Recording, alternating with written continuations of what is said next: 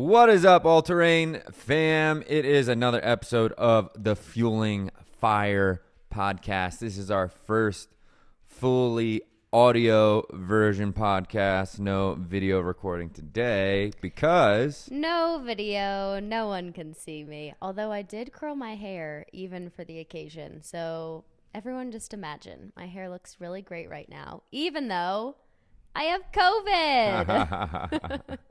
Super fun. That sucks. I'm so thrilled to be sitting and living in the same house with you this week. But you're not so close to me. I will say, really miss some human contact. Oh, but look, but we have a newly shaved dog trying to get into the Our freshly podcast. Shaved dog is like, I don't know what you're doing. You are talking, and I really want to be a part of you. Yeah, or part of this, not part of me. She wants your chicken noodle soup, let's be clear. She does. We have a mini Aussie Shepherd mix who, compared to our other dogs, we've never had to have a dog that, if you don't groom and shave, gets matted down. So she finally, after her 3 years of being alive, got a full shave. She also gets like thrown into snowbanks multiple times a day From her big sister. and I don't think that helps. I really think she wants to podcast with me today. ZB, you got to get down. You picking up on the mic. You gotta stop. Keep it down. Go on. Get down. I think she would be a good addition. Yeah. You always so empathetic to the dogs. Couldn't kick her off. No, she feels like velvet, babe. She's so soft. So Hailey and I'm has in a weakened state. Hailey has Rona. I'm still clear thus far. Mm-hmm. So we are set up at a new table that's definitely over 6 feet, so we can not be in the same room breathing on each other. So hopefully I can come away unscathed. You need to get down, miss. So yeah, this week, what are we talking about? We're talking about action orientation. We've been on our little 10 points happier series of just, identifying where we're going in 22. That's going to be a value, how to get there more efficiently, effectively, and also streamlining our tunnel vision along the way. And so we're going to talk about action this week. But also this week, before Rona, I did my first multi-day fast. Yeah, and well, I think it aligns pretty nicely actually with us talking about action, because one of the things that we'll go over and one of the things that we talked about with our athletes recently is that a lot of people can say that they're going to do things, and we can, talk the talk, but not walk the walk. And there's a lot of times that people get really caught up on making plans and making sure that everything is aligned perfectly. And I would raise my hand and say I sometimes also get caught up in the planning of everything. But no way. I feel like this week especially, and I don't know, maybe it was ignited by the conversation of taking action, but what was it, Tuesday? I think it was Tuesday. Yeah, and Wednesday. I can't remember. One of those days, but it was like mid-morning. No, it was like 8:39. And you're like, I've been talking about doing a fast, and we've kind of thrown that idea around here and there. And you're like, I think I'm going to do it today. I'm like, wait, what? You're like, yeah, we stopped eating last night at like 8. And so I think, we'll just like go to the store, make sure we have the electrolytes we need, and boom, going to start. Yeah. How'd that go? It was interesting. It was a really cool experience. I'm glad I did it. And we can talk about the science and stuff of it. But if we're talking more about action, it's something that I have been saying I wanted to do, probably at the beginning of spring. I forget we were talking about. Almost even for like 2 years now, throwing around the idea. Yeah, it's been thrown out there and then never really executed upon. And then I verbally committed to doing it earlier in 21. This was last year because Coach Eric, if you're listening right now, you said you were going to do it some other time, and we gave you so much shit because you didn't. I didn't do it. because you didn't do it. Because I didn't have all the things right, and it wasn't the perfect day of training. Oh. The stars did not align. So I wanted to, the way it was going to go was I was going to do it this week coming up.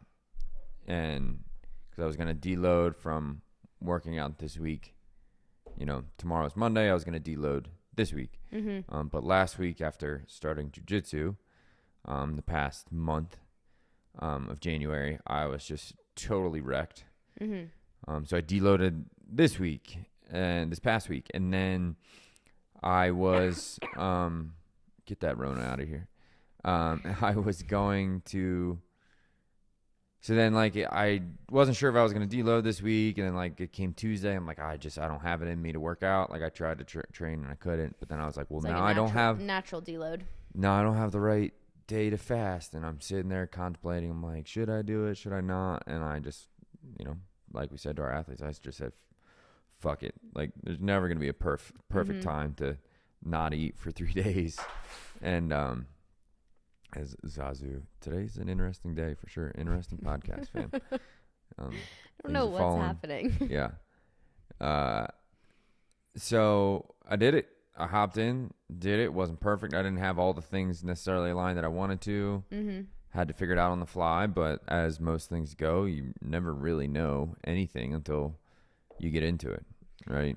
Yeah. Speaking of not really knowing, I also got sucked into trying it because if anyone knows Garry and I, sucked in is not even I'm close. saying sucked in a funny way because if anyone knows Garry and I, you know that I have a really hard time when Garry is going to do something and I am like, I bet I could do it too.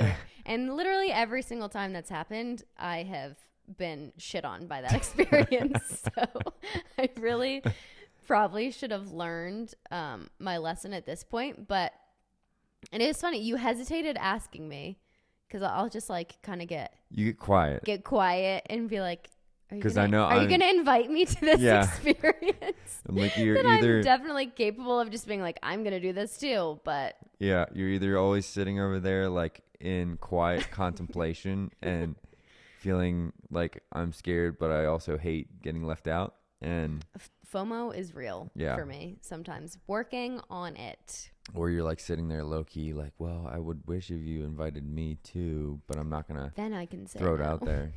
Yeah. So her pride got the better of her. She's like, I want to do it too. He said, well, you were like, do you want to do it also? I'm like, I guess I'll try. Like, I haven't been thinking of this for the past 2 hours. Which I will say is kind of unlike me because I do like a plan. That was very much pretty good. More off the seat of your pants, off the cuff. What's that word? Off I'm the looking cuff. For no, like when you spontaneous. Yes. Brain is not firing on all cylinders. Rona's melting it. What? Rona's melting your brain. No, it's not.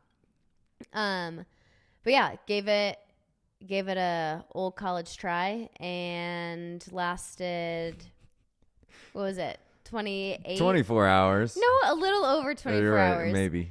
Let's see, 8 p.m. would have been 24 hours. So 8, 9, like midnight. 10, 11, 12. Yeah, 28 hours. And I have been, for the past couple months, I've been dealing with some pretty intense low back pain. And so went to bed after not eating for 24 hours, laid down, couldn't really fall asleep very well. And then all of a sudden, like, you know what? Right at midnight. Shush your butt. We have now full proof that you do not drink enough water. You know what? I 100% full have proof. A cup of water here. No. I am taking a sip right now. So let's talk about what really happened. She finally got her RDA amount of electrolytes. But guess what didn't happen is that she didn't get enough water to balance out those electrolytes. And so I drank a full cup of bone broth for the first time in my life. So. With some cream of tartar in it.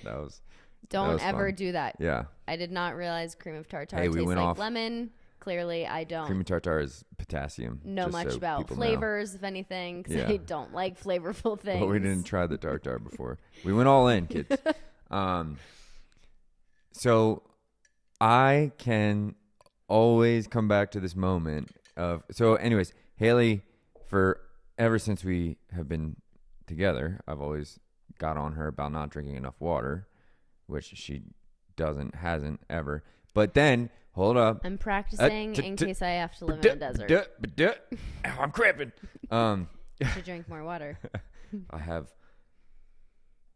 54 Focus. ounces here. Focus.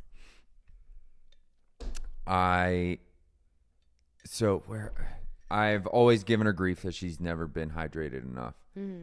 And so she finally got her RDA of electrolytes, but since she didn't get enough water in the middle of the night, her kidneys essentially started cramping and causing severe pain. And I was like, you need to break your fast and you need to go drink some water and eat some food.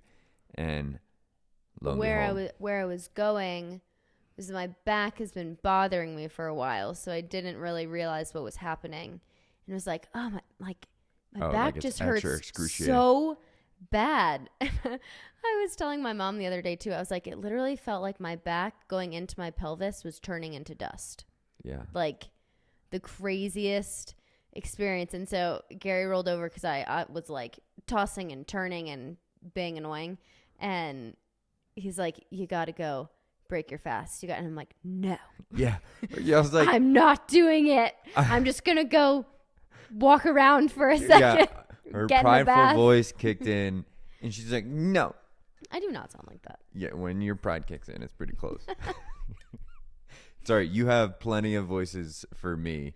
My voice is how you mimic me is always some slightly, level of impaired intelligence. I mean, if the shoe fits. Exactly. If the shoe fits at 2 a.m. No, I'm not going to break my fast. I'm like, Hailey, your pride is not going to send us to the hospital tonight. Go break your fast. And then she. So what did I do? She said, fine. And I went and ate a taco because what else would I eat? A taco and some Cinnamon Crunch cereal because that's clearly what you should do. And an hour or two later, she was quasi back to normal. But then she's like, next morning, I feel like shit. And I'm like, yeah, I guess probably, you jacked yourself up eating a taco in the middle of the night, kidneys getting out of balance. Yeah. But it ended up being the Rona on top of that. So anyways, the past week's been crazy. Mm-hmm. For sure. I fasted, learned a lot of things. How long did you go? So I lasted 28 hours. You lasted 72. Much longer than that. How was it? I guess it was like 71 and a half. Mm-hmm. I don't know. Did a little bit before 8 because I wanted to see how my body would respond before going to bed. You were a lot nicer than I thought you were going to be. Until the last hour when I was knowing I was going to get food. My psyche broke down pretty quick. You did, but you got the same... You have that exact same response like when we're going out to eat or like when we're about to eat. It's always like on the drive to somewhere. Once you know food is in there, you're like shut down and go silent. And that's what you did. So I was like, this is normal. This is par for the course. Yeah. But before that, you were like chipper. Yeah. You're like giggling and laughing. I was like, oh my God, well, especially you got way too much energy for me right now. The third day I was pretty euphoric. I felt like I could go do anything except for if I went and did. If I got the heart rate up, it gets anyone. If you fast, you're gonna have your heart rate beat harder because there's no glucose. But yeah, it was pretty cool. I've learned a lot of things through the fast. I'm glad I hopped in. It wasn't perfect. I already know a lot of things I'll do different from the very beginning. Yeah, like the time of like what day I'm gonna try to do it on. Because I was trying to balance out my own electrolytes kind of off the cuff. I know the RDAs, but, getting them in your fast when you haven't been planning, you don't have it all laid out prior. It's off the cuff. We went to the store. I'm like, well, we need calcium, magnesium, sodium, potassium, and some chloride. So let's get that. So got a hodgepodge of things. But then I looked on Amazon and they have fasting salts that just tell you exactly, like if you're going this many hours, you need this much, boom, boom, boom. So we'll do that next time. But yeah, real quick fasting. I mean, it's just look, this is also partly a health podcast. We're still going to get into action in our 10 points happier. But, fasting is something that I want us to do periodically from now until forever, because it's just pretty clear that, carbs and proteins signal to our body cell growth and cell survival, meaning, not having the cell go to cell death as much as signaling things to keep it alive. Right. Which is also a good thing. Yeah, in certain cases and times. Right, but like you do need that. Signals cell to create new tissue, right? And the problem is that we evolve to be a feast and famine species. And our body, since we were that, our body evolved some other cool pathways in our cells that also do healthy things when we're not eating all the time. So instead of like eating carbs and proteins and it says, okay, let's make new tissue, when you shut up those pathways, the mTOR pathway and the IGF-1 pathway, we have this whole other host of cellular pathways that then kick on, that turn and look at the cell like, oh, this is not folded correctly. Let's, essentially attack that, kill it. Let's use up this built up protein. Sometimes we have a built up protein that's not ideal. And so you have your immune system essentially, when you're eating carbs and fats or carbs and proteins, it's essentially like looking outward, like, all right, on to the next thing. Let's make more. And then all of a sudden, when you shut those pathways up, your immune system turns around and looks at everything that it's made. It's like, oh, no, that was incorrect. Like this programming that we programmed into the cells is incorrect. Let's fix that. So it's either our bodies are always looking at making more cells and it's only focused on that.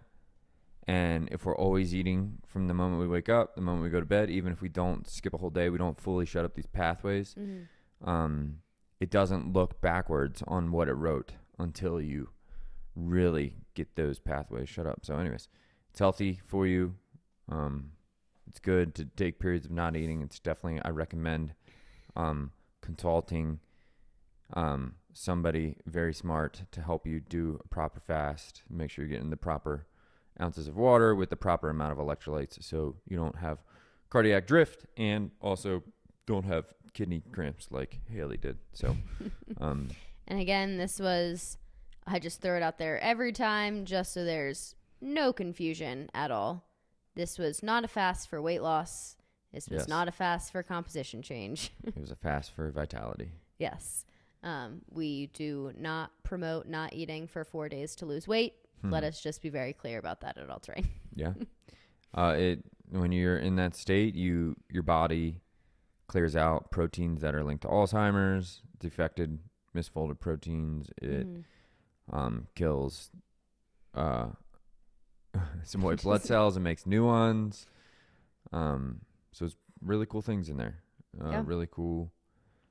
You have these sirtuin genes that kick up that are defense genes in our immune system. And it just allows your body to, as we get older, the reason why cancer and Alzheimer's and all these things increase is because our body stops being able to create new cells correctly. It's not able to write in the code to the cell correctly. It's like it's writing new cells, it's making them, and it's trying to write the code, but it keeps leaving out, the last bit of code to tell the cell to die at a certain age. And that's why cancer is just simply cells not dying. They skip apoptosis. So fasting can kind of let those pieces get clear again on how to do it the right way. So anyways. So that's the week we've had. Yeah. Fun little recap. We have a rat-shaved dog. She is not a rat. She looks really cute. So cute. She's so cute. I love her so much. You really thought it was going to be pretty bad. Well, especially you started like shaving her butt.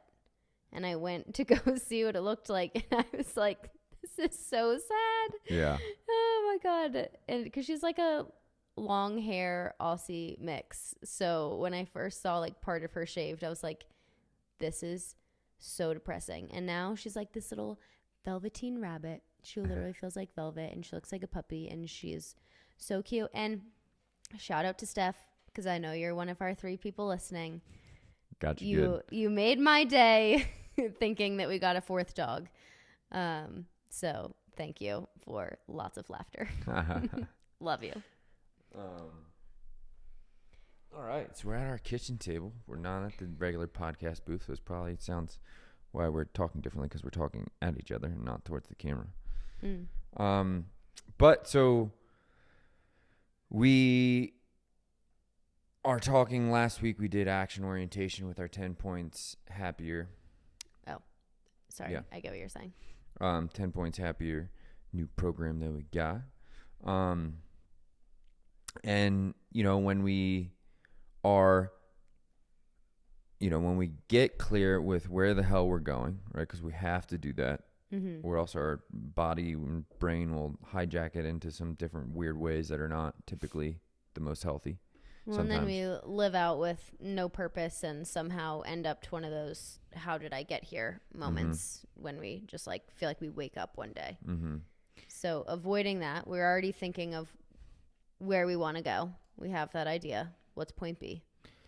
And then, but as we go, there's 5, 6 stages, we call it, as growing or learning. And oftentimes many people stay in phase 2, which is called uninformed optimism, right?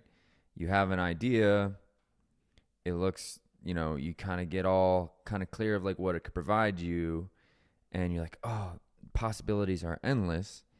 But then how many people do you and I know who drum up this plan, but then they don't follow it up with any fucking action? And I think everyone can think of people they know. There's usually always people in your family, because that's who you spend the most time with, growing up. And a lot of times you can see those patterns in your close family or close friends. But then I think a lot of us can recognize it in ourselves too, where I think that's honestly one of the coolest things. And I mean, we created 10 Points Happier because these are strategies that you and I have used to overcome a lot of hurdles ourselves. And I think this one, I feel like I'm going to say this every week. This one is really meaningful to me. That's me last week too, of but this is the one. Yeah, but no, because there's 3 more coming that I'm and this one really life-changing. It's like your horoscope. You can basically just find every horoscope. You're like, oh, this one is just totally me. Yeah, I don't know. There's some outgoing ones out there, so definitely not me. I'm not a Leo like you. But I think this one especially has been something I've noticed a lot of personal growth in myself because of you. And I think you so lovingly all the time. You call me out on those things. And I think that's one of the things that is really challenging sometimes, but also something that I love and appreciate about you, that I tend to get in that idea, uninformed optimism, excited phase, oh my God, we're going to do this. And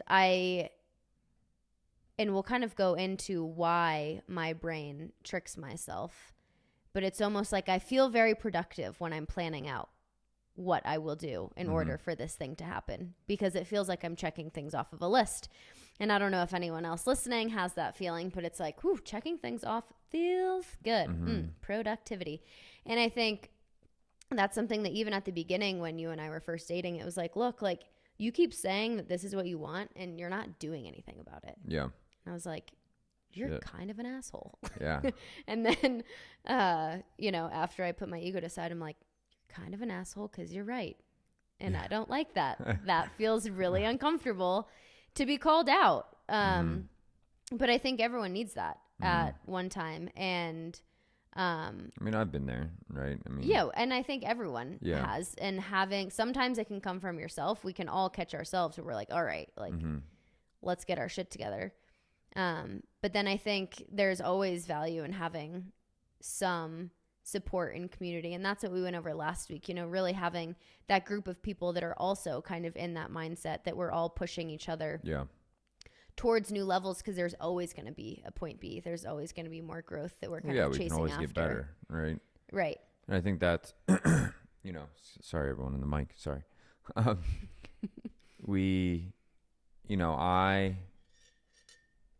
I call you out on those things, but it comes only because, maybe I've refined the practice of being an entrepreneur a little bit more, because I've been in the entrepreneurship field a little bit longer, right? For sure.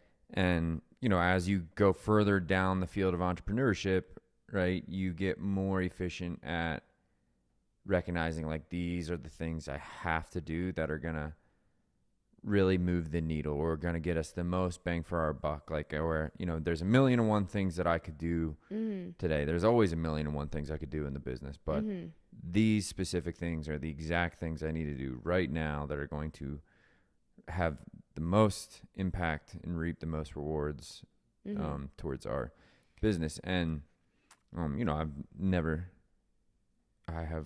I owned the gym, I was going to say, do you think you learned some of that, practice, or kind of sharpened those tools? Because, you had to fail a couple times. With entrepreneurship, right, you have to practice it, because you never have a clear list of tasks, right? You're not like, here's your job. You need to do X, Y, and Z. You need to show up at 9 to 5, get these things done. Right. And then you also don't have anyone breathing over your back, right? Like, there's nobody who wakes up in the morning. Well, now we have each other, but before it was like, there's nobody waking up in the morning telling me I should go and do these things because they're going to make my life better, right? Like, I have to be intrinsically motivated. I have to creatively think about where is my energy best spent. A lot of times in the past, I would, in earlier entrepreneurship, and we'll talk about this, is like being busy for the sake of busy, right? Like, I just did a bunch of actions. They don't all really cohere together.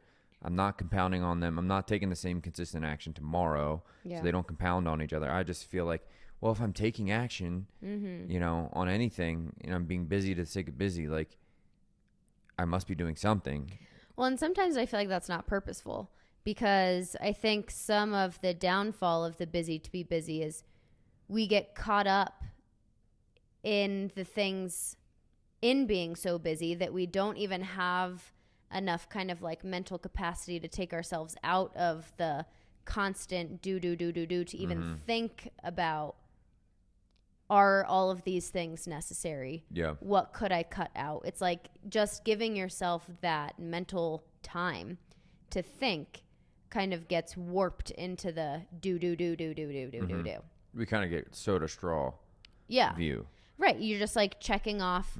You're looking at everything as a day by day by day. And again, like, we're caught in that same feedback loop as before of without even having a vision and a purpose and intent.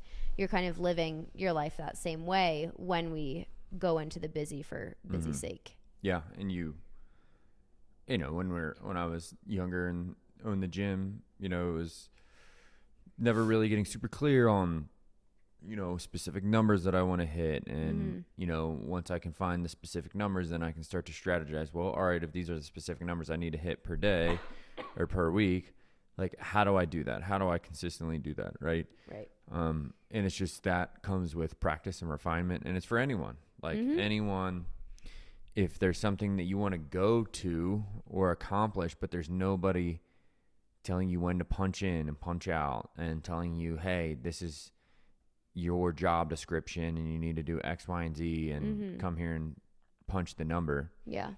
For any of us, if we're not having that, we have to get really clear first of where we're going, but then we have to get really clear on what are the most efficient actions to take. So maybe we can kind of give people some constructive ways to understand how we do that. So one thing that we did with our 10 Points Happier crew, we still got to come up with a cool athletes, but they're philosophizers. Our 10 Points Happier Altering Humans. That's a lot of words. Yeah. Or all we terrain gonna humans. need some help from Let's the just call them all audience. terrain humans. How about that? Yeah, because I guess you're just being humans, just doing what you gotta do. And so the first thing that, like, something that's really helped me is a good practice is to, we call this, what do we call it? The action matrix. Yeah, the action matrix. Basically, it helps you identify what are the things that you're not only really great at, but also what are the things that you enjoy. Mm-hmm. And, you know, we often only see, like, I got to do all of these things, right, to get to point B, but we don't necessarily see how that could lead us down a bad hole of, like, well, I'm doing all these things to get to point B, but I hate them and I'm not good at them. Mm-hmm. But they have to be done to get there. And then you start to you think you have to keep doing those things, and you're more likely to get stuck in a negative feedback loop. Like, right. You're like, I hate doing this thing. I don't enjoy it, but I have to do it. Or it's hard to be consistent on those things. Then you have shame that you let the ball drop because you procrastinated on it, because you hate it. And then point B is not going to produce as much emotional value as we think it's going to, right? It's like we always say in fitness, right? How many people, everyone knows they want to be healthier, right? Like if you have weight to lose, or if I could, snap my finger tomorrow and you have a six pack, like nobody's going to turn that down, right? Yeah. And so we all know where we typically want to go with our health, but then people get stuck into these fitness practices that suck, right? Like they don't enjoy the working out. It's boring. It's monotonous. It's stressful, time consuming. It's not fun. It's painful, whatever, right? Yeah. And so how can you expect to get to point B and stay there with a bunch of shit that you hate? So what we always say is, like, we need to identify what are you great at and what do you enjoy doing? And then, yes, there's probably some other areas that you have to do, or other actions you have to do that you maybe aren't great at and you don't necessarily enjoy to get there. But those are the things we can start to automate. So basically this drill looks like a 4-quadrant box, and box one's like great and enjoy. I wonder if we can put a link to the worksheet in the show notes. And then the bottom right one is, things that I don't enjoy and I'm not great at, right? And so it allows you to get super clear on, like, oh, these are all the tasks that I'm really good at. And if I can construct on my way to point B, if I can construct my life to a point where I get to execute upon the things that I'm great at and I love, right, we're typically going to be much more inclined to want to keep doing those things and stay at point B and make our lives better and continually stay consistent. Because we just don't stick with shit that we hate. Right. There was a really cool phenomenon that... Do, do, do, do, do. There we go. That kind of came out while our all-train humans were doing this action matrix that I thought was really interesting because I was reading a book a couple months ago about shame. It's, I believe the title is I Thought It Was Just Me, But It Isn't. By Brene Brown, and she was talking about how people... Brene Brown is your Jordan Peterson for me. She is. Love her. But it was talking about how there's kind of two camps of people when you think about the way you view yourself, I guess. And I saw this come out during the action matrix and how people handled the situation, because I feel like some of the people that did the action matrix were super excited and it was like really empowering and they were like, oh my God, this was so fun. Some people, it was really, really hard and it like kind of created this mental block. But it was also interesting, and I don't know if you had this same experience with people that you talked to. Did you find any difference on people with which boxes were difficult for them to fill out? Yeah, I mean, we had people that were like, I don't know what I'm great at. And we kind of were like, they got kind of caught in this rabbit hole of like, I can't think of what I'm good at. I can only think of all the things that I don't like and I'm bad at. Yeah, well, or they wouldn't identify what they're great at because they got into comparing themselves to others.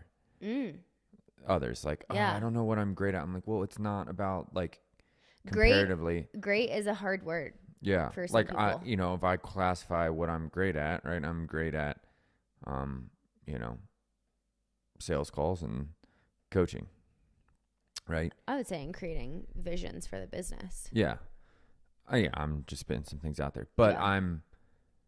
I could also easily compare myself and say I'm not great at these things if I look at other people who are better than yeah, because there's always people better than me, right? Mm-hmm. And so it's not necessarily like what am I great at in comparison to others. It's just like what is my best? What do I feel like I'm best at? And that's what people really struggled with because they like, well, I'm not great at anything. It's like, well, yeah, you might not be world class. You might not be the number one person. You might not be Jeff Bezos, but you probably are still pretty good at something. Right. But it was really cool to see because in the book that I had read earlier, it was she was basically taking survey data and very similar question of like talking about things that people, their strengths and weaknesses or however else that you want to name it. And it was basically kind of two camps of people. The one set really had difficulties coming up with, just like we were saying, things that they were good at because, again, it kind of turned into this comparison trap of, well, I'm not the best. I don't feel like I'm being cocky. I don't want to make myself seem better than I am and kind of go on that whole route. But there was also the camp of people that had a really, really hard time writing the things that they were bad at. And that it's like literally having a complete mental block because it's like they kind of know what they're bad at, but putting it on paper makes it super real.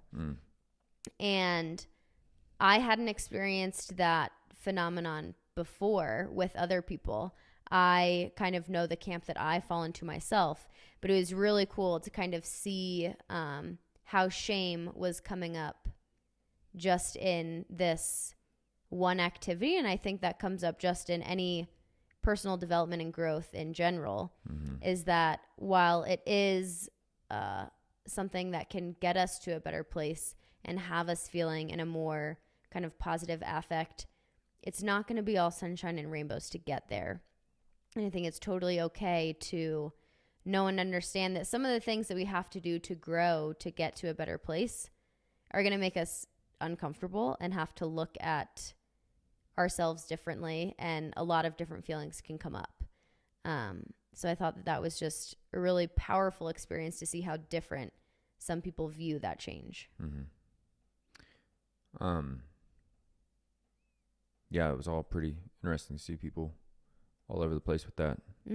But it's always, we have to, instead of just always identifying just, hey, these are the actions I need to take to get there, we can also start to construct our lives in a way that allow us to execute upon the things that we love and we're great at, right? If we can do that, then we're probably going to have our best vision fulfilled life. Right.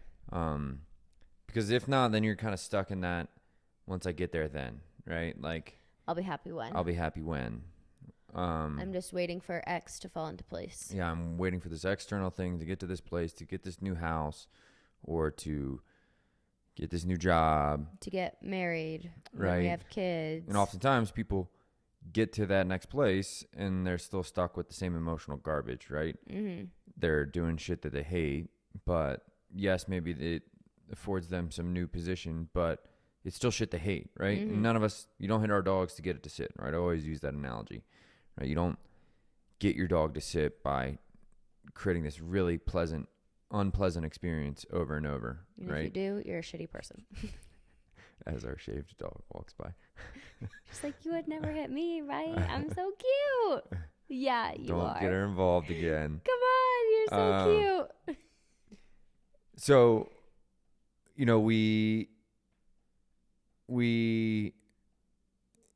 from there, right? So basically, hey, we want to identify where we're going, and then we obviously, instead of just taking action, we want to try to say like, all right, how can I also make my life full of things that I'm great at and I love? But from there, you have to actually start taking the fucking action, right? Right. And that's where, people still, even this is another exercise where people are like, ooh, it's just nice to some people fall into the camp of like, oh, this is what I'm great at. This is fun. This is exciting. I feel good now. Yeah.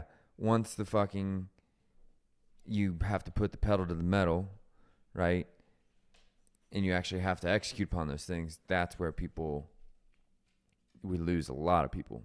Not necessarily our right, just 10 points happier peeps, but just a lot of people in general. Like I know there's, being an entrepreneur, I've had so many friends say, oh yeah, I'm going to start a business. Oh yeah, I'm going to start a podcast. And then, me, I like to call people out on their shit. So how are you going to do that?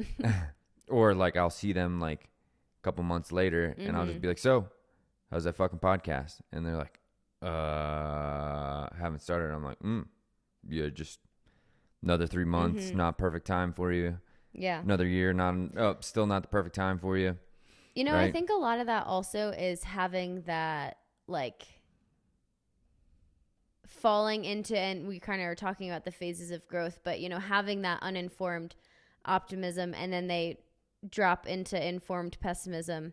They're met with, like, one barrier, one difficulty, one something, and it's just not enough to keep going. But they kind of want to do that thing because it's like, sounds cool, sounds really looks cool, nice, seems really fun, might give me good feelings. Yeah, but not enough.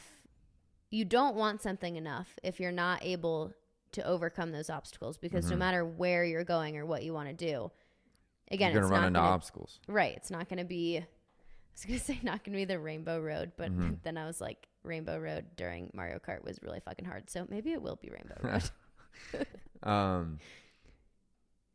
But I was talking with somebody just about,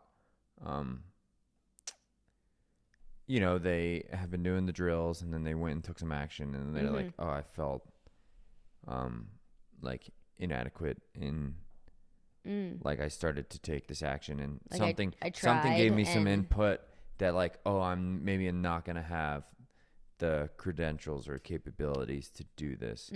And, right there, that's kind of where it comes in. It's like, okay, yes, like we never. If you had it already, you'd probably be there. If everything, we could just kind of get there without, running into some setbacks, we'd all be, rich and super fit and doing everything that we love, right? Yeah. And so you can either be focused like, oh my gosh, there's this one obstacle in front of me, I'm going to turn around and walk back down the mountain. Or you can say, okay, like that kind of sucks.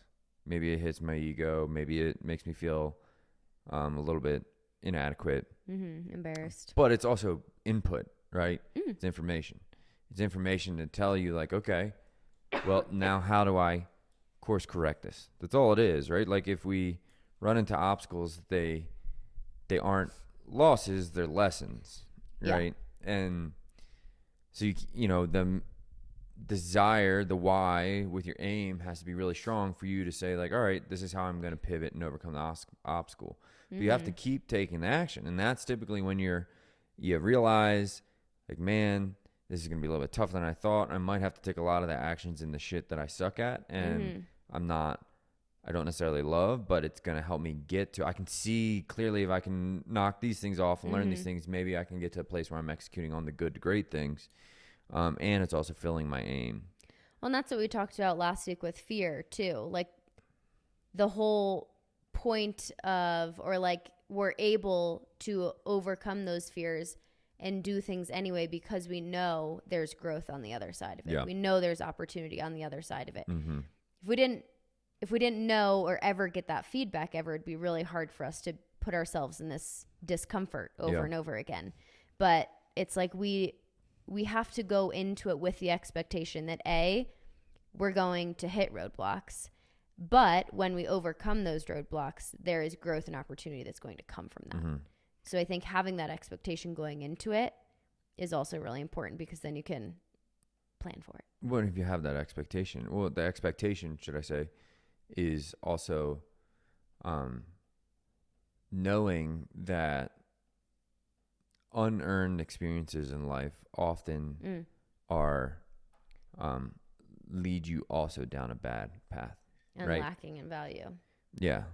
it doesn't necessarily. I mean, how many silver spoon-fed kids do you know who are depressed and, you know, they have everything they could possibly need, but their life still feels miserable and a struggle and so tough, right? And, you know, somebody else might say boo-hoo, but like it's all that person's experience, right? Yeah. Meaning though, like, or let's use another example. Maybe this is a little bit to what I'm saying is like, you know, lotto winners, right? They lose. Typically, it's like, I don't know, some nice stupid statistic that 99% of them lose their money within like 2 years, right? Because it's an unearned experience, right? They went to this whole financial next bracket without learning the lessons and trials and tribulations it takes to have financial abundance and keep financial abundance. Not only the actions you need to do, but how to allocate your money, right? Yeah. And so the lessons are it's almost like a universal law. Like I always feel like, look, the universe will give you what the fuck you want, but it also give you the lessons that you need to learn to get there. It's also going to tell you, but I'm not going to give it to you without a troll toll. A troll toll? You got to pay the man.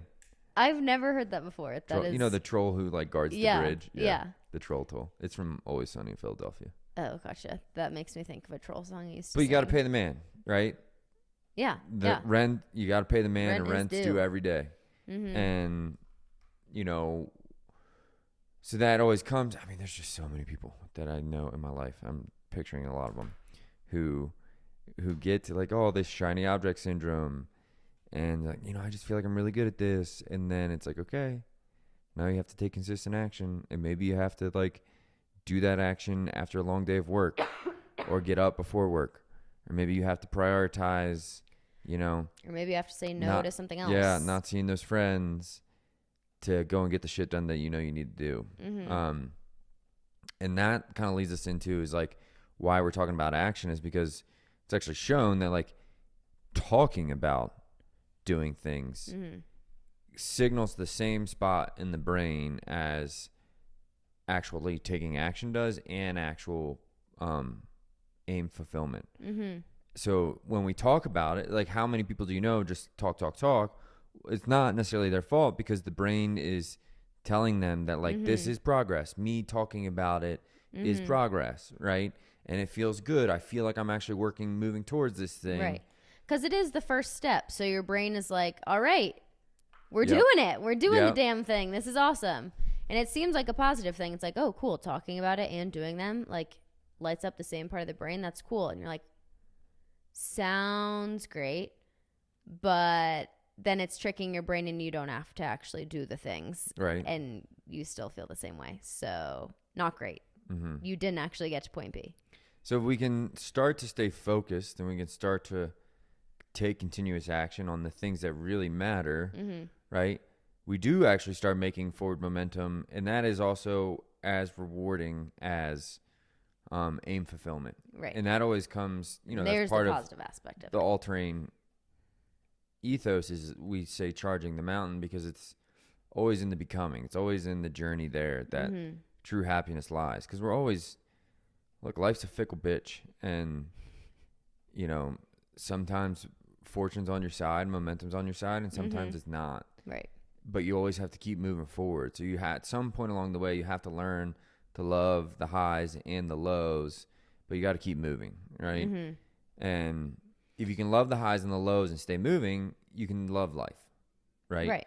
And you can get away from that. If I get there, then you're like, oh, I'm just growing because I know I want to grow. It's a principle of mine.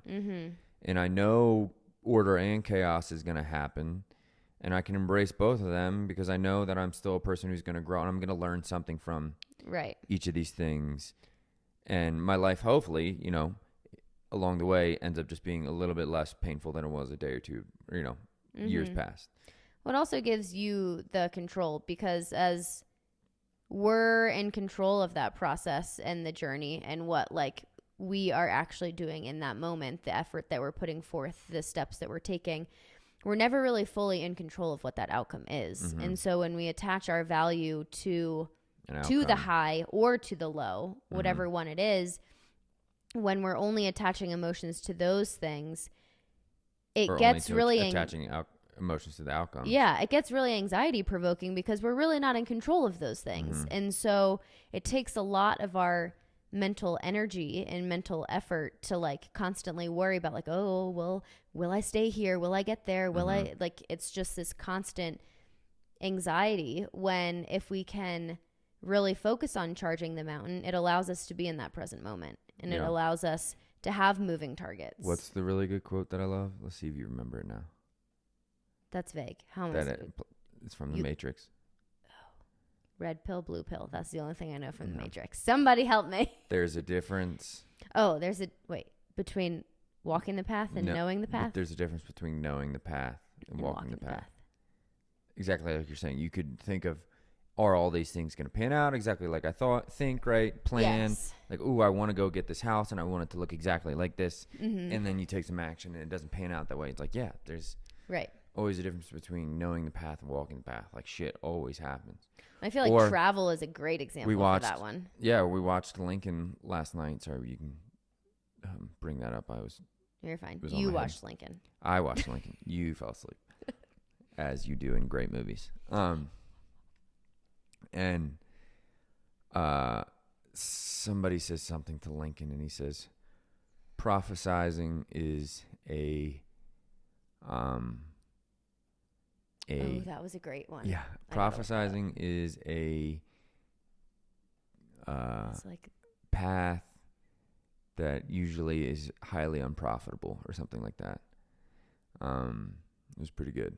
But just essentially saying, like, you're going to, know the outcome. So I need to take this action and make it perfect or try to figure it all out before it happens is usually pretty futile.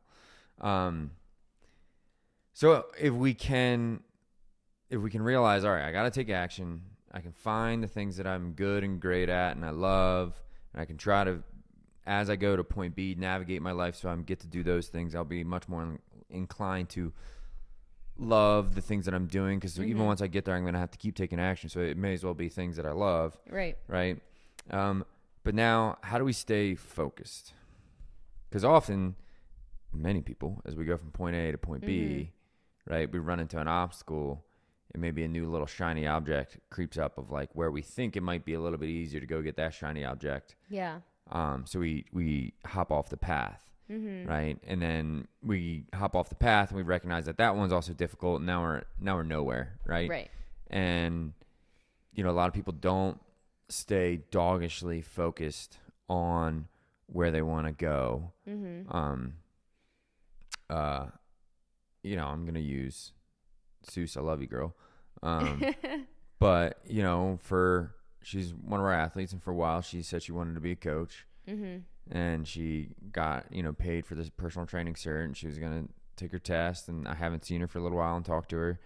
And she says, I'm going back to dental school assistant. And it's like, I'm like, okay, like, you never say like that lights you up. Like, it's like you're just doing that to check the box, right?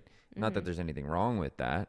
Right. But like, you never like talk about it like you do the light of the personal training. And the personal training is a little bit harder for you because you have experience and knowledge with the dental assistant, right? So it's like this, she didn't stay focused, distracted from getting to point B, and we get shiny object syndrome. We get very easily to get off the path. You bring up a funny, because like for me, I don't know, I think of focus, and I'm like, a lot of people also, I think that they're very focused.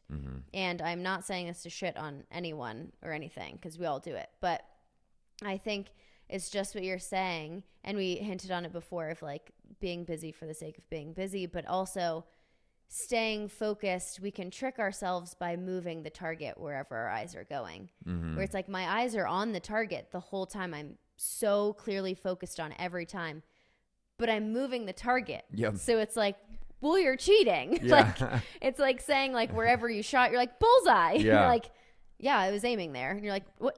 No, you moved it. Like, you cheated. You moved the target after you shot. And I think that's what happens to a lot of people, is that it's just kind of like we let ourselves get pulled. And sometimes that's how great things happen. Obviously, again, we can't like live on this completely laid out plan and say no to these opportunities and experiences. It's the balance of going with the flow and still having that aim and vision and intent of where you want to go. But I think that's how a lot of us trick ourselves into being very focused, because we allow ourselves to have that moving target.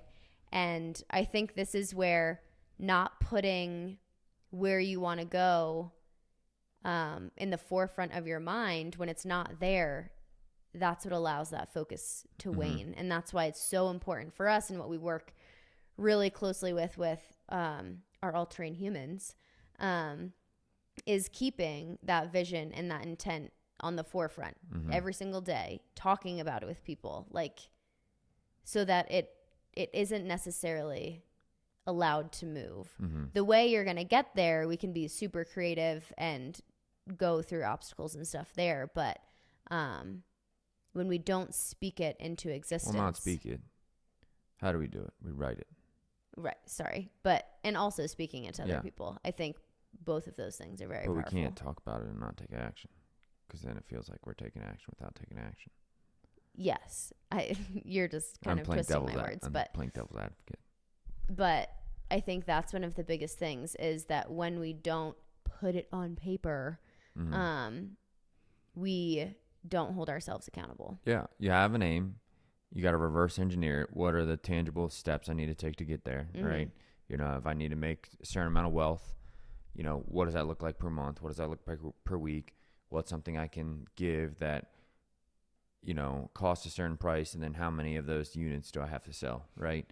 And then you get very clear, like, well, all right, I got to come up with a plan to sell 10 units per week, right? Whatever it is. But the best way to do it is putting pen to paper. Like, it sounds so cliche and so simple, but the number one productivity hack you can do is every day journaling, writing down before the day begins what the fuck you're going to do tomorrow. Like, if you can do that, and you can do that regularly, right? All journaling is, in meaning writing in your agenda or your notebook, whatever it is you sitting down and constructively thinking about the future and where your energy is best spent tomorrow and what are the most efficient tasks. Because if you don't do that, when else do you sit down and actually think about tomorrow and the future and problem solve and think about, tomorrow I could do this or I could do that. What's going to happen if I do that? What do I need to figure out? How much time does that require? Right? Versus, babe, I'm going to call you out.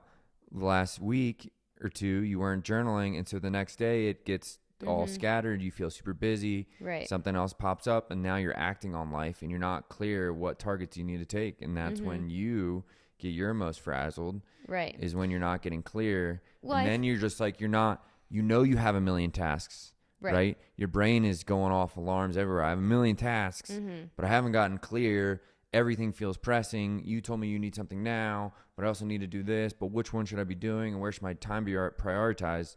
I know you work your best when you're the day before. You're like, okay, well, I have these tasks, so I have this time. If you need this done, I can do it here. Versus I'm like, hey, can you do this? And you're like, well, I guess I can right now. Shit.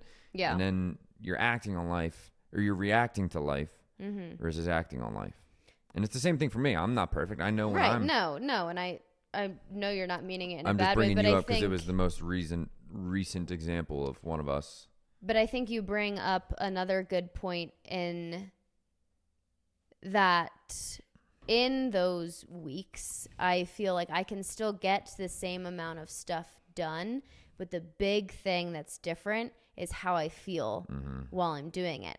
And when I am in my practice of journaling, because also we are 1,000% human and cannot, like, I don't do these things 1,000% of the time, because I can't do anything 1,000% of the time. I'm like, this is life. But when I'm on my journaling practice, and I, again, same with like when I am sleeping, when I am putting the phone away, when I am doing all of these things, my mental clarity while I'm doing them is so much greater. You feel like you have more time. And so when you do ask me to do something, I'm able to be like, yeah, I can do that for you. And it's not like, oh my God, I'll do it right now. Like, and it's just like instantly this panic. Well, I guess I'll do it, but I also have to do this type thing. Right. And then I feel like shit because I'm like, oh my God, I'm not fun to be around. That's a bad feeling. And then that goes on a whole shame spiral. And I think everyone can relate to that, where it's like when we get overwhelmed and when we're in this constant fight or flight, freaking out mode, we're not really fun to be around. Nope. And that's a really shitty feeling to have of like, yeah, it probably sucks to be around me right now. Yeah. And that's really hard to think about it. And again, that's something that we can just kind of push aside and not think about. But being able to have that reflection and have conversations of like, hey, like I really think you need to get back to journaling, or let's try this. It seems to really help. Like as long as I can just make you feel better in, again, that process and the journey, and while you're charging the mountain, fucking do it. Yeah.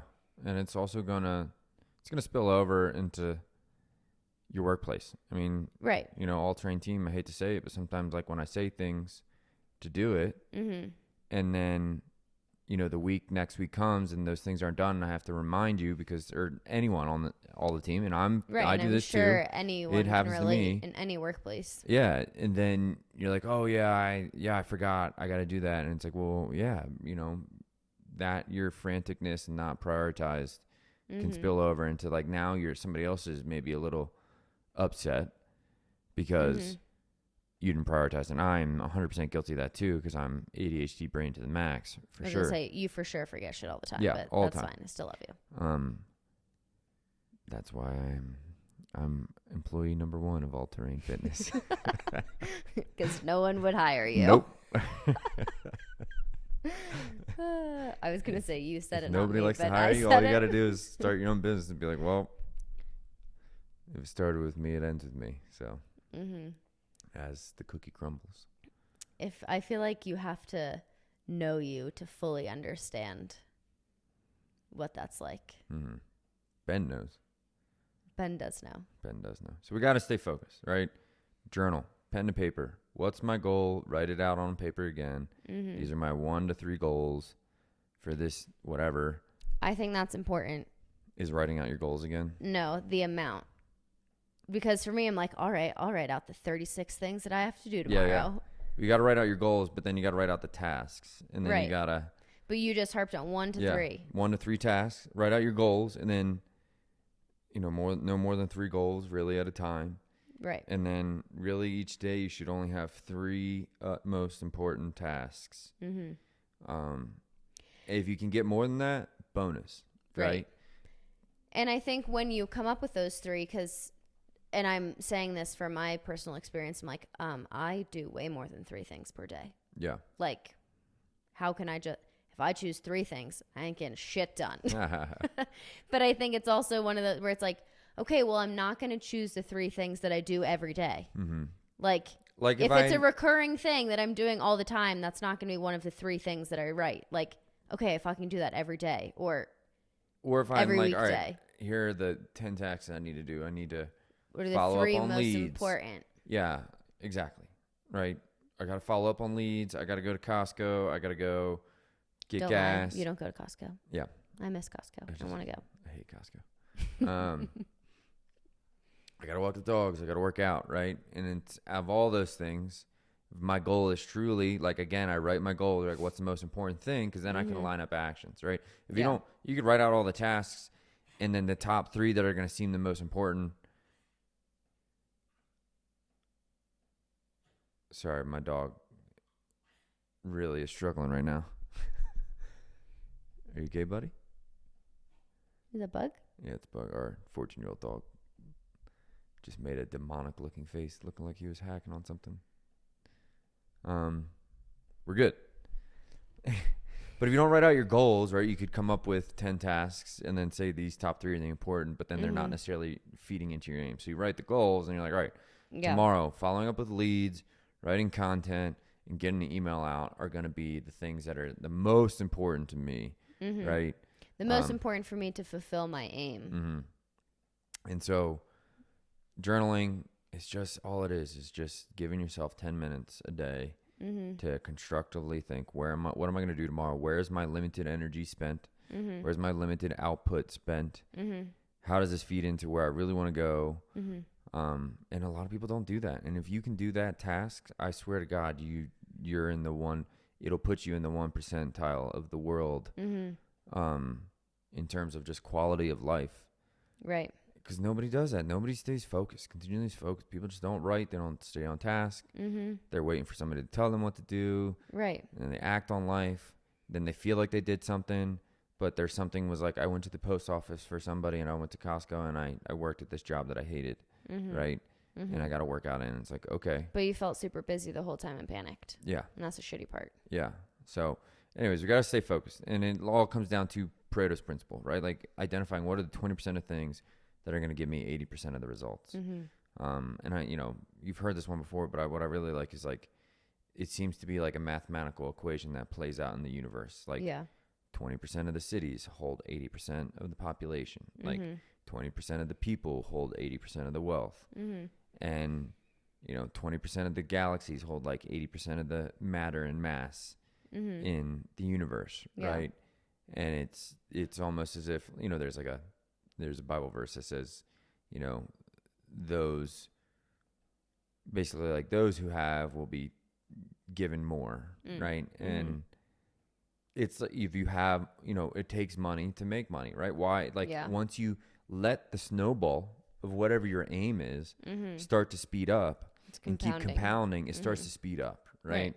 And it's exponential. But you have to keep pushing the snowball over and over. People like push the snowball one day and then let it sit there for a day or two, and then it melts, and then they got to push it back to the same spot they were, right? Or, never mind. I was going to take that too far.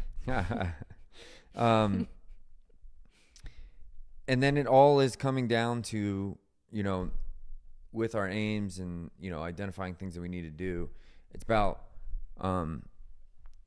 being so good that they can't ignore you, right? There's this good book called Be So Good They Can't Ignore You.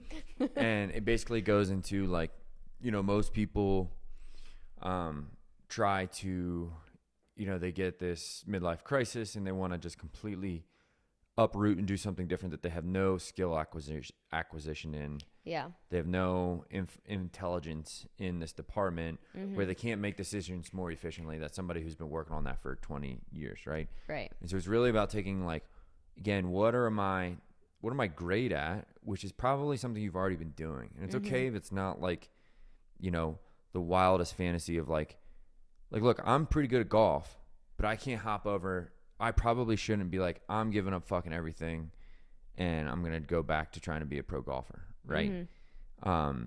You done missed your chance, buddy. But what I'm also great at, like you said, is creating vision for the business and creating things and, coaching and all that jazz. And so connecting with people. And so if I can find a way to implement that thing that I'm great at and I enjoy, and I can do it in a way that gives me some autonomy and I feel like it's producing impact for people, like I'm going to be happy, right? Like it might not be a pro golfer, but I'm going to be happy. Right. Now, if a genie came and snapped the fingers and said, Gary, do you want to be a pro golfer? I'd tell all of you, see you. And I'd say, can you also make him Brooks Koepka? Because that would be great. Yeah, he's pretty good looking. Brooks, if you're listening. Sweet. Well, that's action orientation. Bottom line, it's all cool and well and said to say you're going to do something and you think you should do it to make your life better, but if you don't fucking do it, it doesn't fucking matter. Boom. And don't be afraid to call other people out. Just Oh, that's my try favorite. not to be an asshole about it. But you can only call people out if you're doing action. Yes. Yeah. Well, yeah. Take a stone cold look at yourself in the mirror first before you call someone out. But if you do, but here's and the surround thing, yourself if with you are people who taking can action, be called out. This is why I love calling people out. Because if I call you out, I have to fucking have my shit together. I have to be fucking working. And that's why I love talking shit with my friends. Like my best guy friends are pretty much all entrepreneurs. They're all very fit people. We all fucking talk a bunch of shit because I can only talk shit to you if I know I've been putting in the work and maybe I see something that you've been slacking on, and the other person's like, fuck, he's right. And he's only right because he's putting in the work. But if I weren't putting in the work, you would be like, who the fuck are you? Shut the fuck up. Right. You would just be like, okay. Yeah. Whatever. Yeah. It's like, yeah, exactly. You get the point. So. I don't know what that was. Somebody's out walking the dogs. Action orientation. Closing out a nice busy week. Time 72-hour fast. Rona. Shaving our dog. Taking action. Filming a podcast. Hopping in. Doing this fast. Not everything perfect. Just doing it because you know it's where you need to go. You know it's beneficial to you.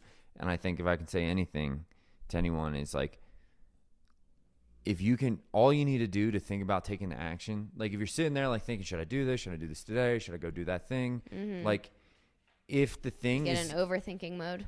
Yeah. If the thing is either going to be net neutral or positive, and it's not distracting you from anything else that might be better for your aim. Or hurting someone else.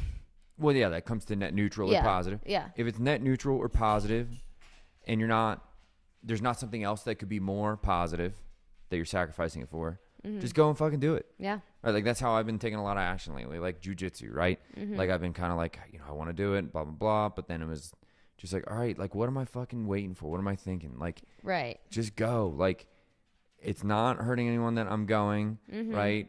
It might not, before I went, I'm like, it might not be my favorite thing, but it'll probably be net neutral at least. Right. But it was positive. I just went and did it. And I'm like, oh, fuck yeah. And then I took that same mentality with the fasting. I was like, what am I doing? Just fucking go. Like, if it doesn't end up being perfect, okay, I'm going to learn, right? I'm going to have taken action, getting some input, and now I'll come back better, right? And so to any of you out there, if it's net neutral or going to potentially be positive, don't over fucking think, just act, go, and you'll figure something out, and now you'll be better because of it, and then you'll know where to spend your energy more efficiently later. If anyone's looking for a sign, fucking do the thing. Yeah, boom. This is your sign. Peace.